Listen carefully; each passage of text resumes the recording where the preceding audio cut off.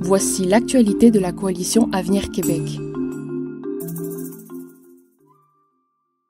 Geneviève Guilbeault, vice-première ministre et ministre des Transports et de la Mobilité durable, accompagnée de ses homologues Jonathan Julien, Karianne Bourassa et Jean-François Simard, ont dévoilé le début de la construction du tout nouveau pont de l'île d'Orléans. Après avoir été en service pendant près de 90 ans, il est devenu nécessaire de mettre en place ce projet de grande envergure. Ces travaux de réaménagement sont possibles grâce au financement de 2,7 milliards de dollars du gouvernement. L'objectif est de valoriser le dynamisme de l'île d'Orléans tout en assurant la sécurité des automobilistes. Le ministre de la Santé, Christian Dubé, a annoncé dans la continuité du plan santé la mise en place de mini-hôpitaux destinés à rendre l'accès aux soins et services médicaux plus simple pour la population québécoise et plus spécifiquement pour les personnes âgées.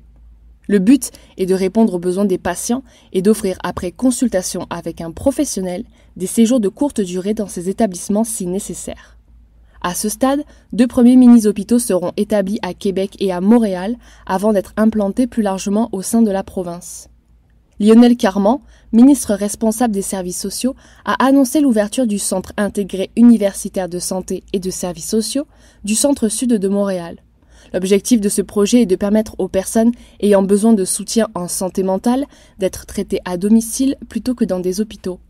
Le centre vient appuyer plusieurs programmes, dont l'unité d'intervention brève en psychiatrie, l'hospitalisation psychiatrique à domicile et l'équipe d'accompagnement bref dans la communauté. En soi, grâce à ce financement, les services offerts en santé mentale seront bonifiés et améliorés. Pour en savoir davantage, vous pouvez visiter notre site internet lacac.org.